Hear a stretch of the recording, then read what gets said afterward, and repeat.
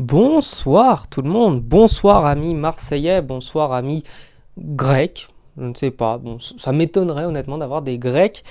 On va revenir sur la défaite de l'OM ce soir. J'ai vu sur Twitter beaucoup de supporters marseillais très énervés, très agacés contre leur équipe.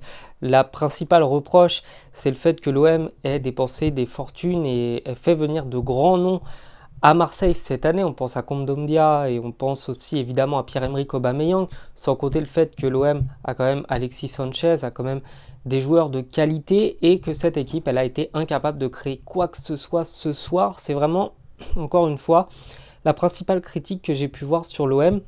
Mais cette critique, je ne veux pas dire qu'elle est illégitime, mais cette critique, je trouve qu'elle est un petit peu précoce. L'OM avait fait 4-5 matchs de préparation avant de rentrer dans le grand bas, avant de rentrer en compétition officielle. L'équipe du Panathinaikos en face, elle en était déjà à son 10e match de la saison. Et là où entre 5 et 10 matchs, quand on parle de 35 et 40, 5 matchs d'écart, c'est pas énorme. Là, on parle d'une équipe qui d'un côté était prête, était rodée, était prête à vraiment être efficace et dans le même temps, d'une équipe qui est en rodage, qui n'a pas assez de matchs dans les jambes, qui n'a pas assez d'entraînement. Certes, il y a de bons noms qui sont arrivés, Kondogbia et Aubameyang, c'est de super joueurs. Mais le truc, c'est qu'ils n'ont pas encore bien cerné l'équipe, ils ne connaissent pas leurs coéquipiers, ils ne connaissent pas l'effectif avec lequel ils évoluent. Et forcément, on ne peut pas leur demander d'avoir la même efficacité que lorsqu'ils étaient au top niveau, je crois en Espagne et puis en Angleterre pour l'autre. Donc je pense que cette critique sur le niveau de jeu de l'OM, elle est beaucoup trop rapide, beaucoup trop précoce. On ne peut pas critiquer une équipe simplement pour 4 matchs amicaux. Enfin, non, c'est pas possible. L'OM n'était pas prêt, tout simplement.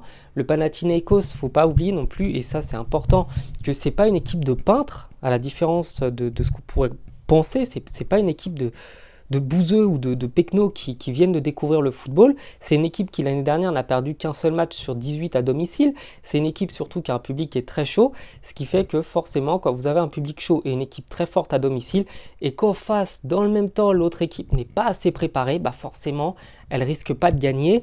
Moi j'ai sorti une équipe marseillaise qui a quand même limiter la casse, qui n'a pas pris de but en trop, de but qui aurait été clairement très compliqué pour une qualification en Ligue des Champions. Il n'y a que 1-0. Le match retour se fera la semaine prochaine au Vélodrome. Entre-temps, Marseille aura le temps de faire un match de championnat pour vraiment se mettre plus en jambes.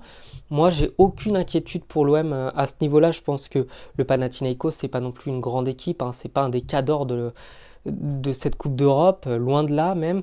C'est une équipe qui a des qualités, certes, mais qui n'a pas la qualité sur le papier de l'OM, qui n'a pas la qualité d'une équipe de l'OM qui sera un peu plus rodée que ça.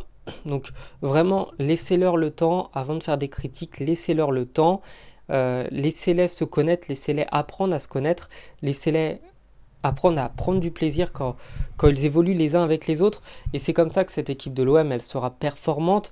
Après, l'autre critique que j'ai vue pas mal, c'est concernant l'arbitrage. Et là, je ne peux pas vraiment leur donner tort. Parce que dès la 10e seconde de jeu, mettre un carton, un défenseur, je trouve ça un petit peu précoce. Enfin, le joueur vient de sortir des vestiaires.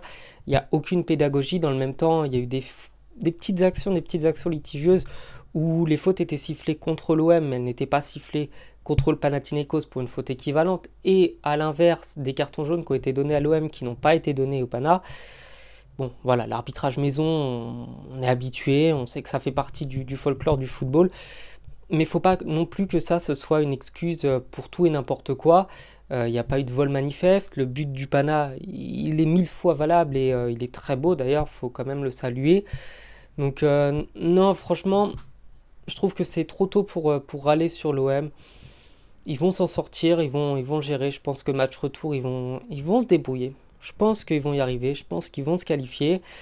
On leur souhaite en tout cas au moins pour le fair play financier, pour comment ça s'appelle, pour le classement FIFA, voilà.